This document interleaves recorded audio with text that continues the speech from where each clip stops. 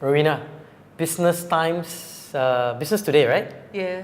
You got an article on culture, a culture transformation with the digital transformation. That's your article, right? That's on, correct. On steps on how to drive culture in an organization. Yes. Hey, talk us through this. Talk us through this. It sounds so interesting. Honor your past, define your future. Yeah. Tell us the secret to driving culture in an organization. The context of this is because Microsoft, we went through the journey of transformation of our with the new CEO culture, and yes. Satya, and we're still in that journey, by the way. We haven't finished.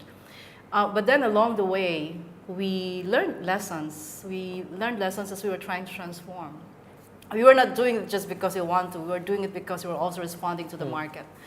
One of the things in the 10 things we've learned about culture that we are actually very actively sharing with other companies who's going through the same transformation as well, is to not commit, not to forget those, or sorry, to share the 10 things that we've learned. One, for example, is honoring your past and at the same time defining the future. Right. So being aware of all the legacies and all the heritage. Don't lose the heritage. Exactly. But reinvent yourself to make sure that you're not losing the future. Yes. Because it's very tempting to say that, oh, the past is past and this is a new era now we're good.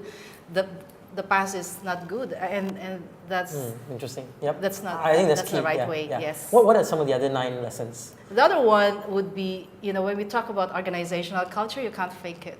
Okay. When we reach to a point that every employee of an organization talks about how they are experiencing the culture on an everyday and individual basis, that's when you know that the culture has really, permeated in the organization.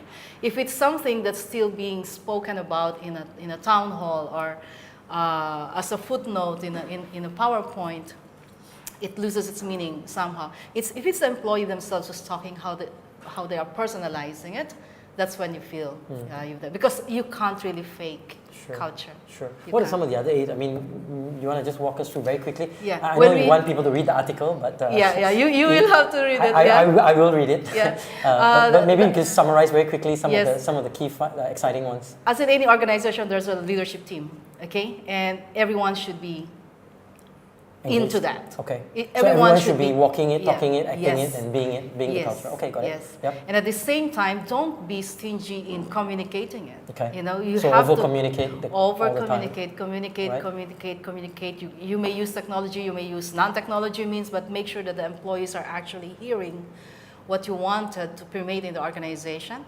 And at the same time, naturally, every employee will tend to become the storytellers themselves. Sure. So communicate all of those and live it, And when you actually stop professing about it because it's already being lived, that's probably when you can say that, it's it's there. But really, it's a journey.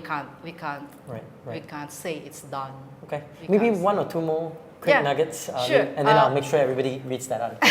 That's November 10 Business Today article. We'll link the article. The other one is everyone's in the water. Being humble. Okay. And I think that's that really resonates with me a lot because sometimes... So being humble meaning the leaders? The entire organization that is represented by the leaders or every employee at every level. Sometimes we tend to associate ourselves with a company and say, oh, I work for Leadernomics and I'm great. That could be, a problem. That could be a problem, right? Because it means that we've stopped learning. Yes. Because we've felt that we've reached that. When we say that I'm with Leadernomics, who has a growth mindset and which keeps on reinventing itself. And finding that resonance with the immediate society that it's partnering with. Okay, so that's a big element that the new cultures should incorporate. Yes, right? Being humble but stay the course. Yes, nice. Because you've defined. So communicate. Everyone should be, in that, because you can't fake it. Okay. Yeah. And in your final thoughts, I mean, if you see HR professionals or even leaders, right, when they try to intentionally design a culture, which a couple are trying to do at this point in time and replicate what Microsoft has been doing quite well, what sort of advice would you give them as a final thought? A very practical advice would be not to prescribe. And that I don't think it can be concocted in a conference room. Okay. and then prescribed to people.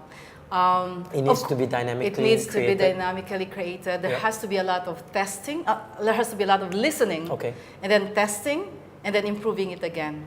Listen, test, improve. Wow. So it has to keep on rolling. That's why it's a journey. You can't say. And it's continuously evolving, right? Yes, because the market is evolving. Even the work population is evolving. Right now, we probably have X% of baby boomers, X% of Gen Y. You know, it moves. Yeah, even Gen Zs are coming into the Exactly. It changes as well. So to be adapt with the times. Culture needs to adapt accordingly. There's one more thing I want to talk about, and I don't want to be remiss not mentioning it because it's very close to my heart, and that's inclusive environment, diversity, inclusion. When we talk about diversity, most commonly we refer to it as a gender diversity, but it goes much beyond that, as you would know.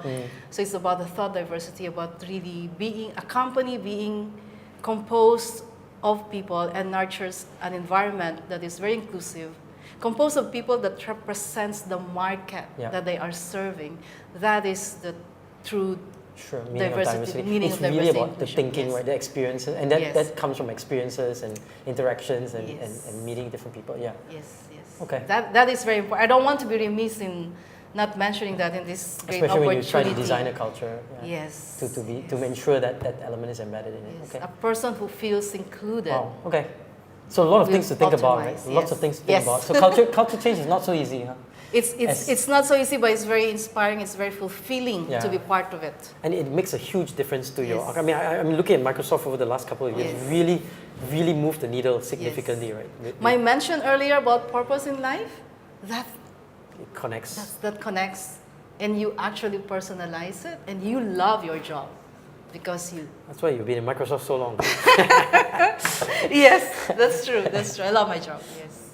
All right, Rowena. Thanks so much. I appreciate the insights. I'm definitely going to grab the magazine and going to read the article. All right. Okay. All right, we'll do. Thank you. Okay, sure. Thank you.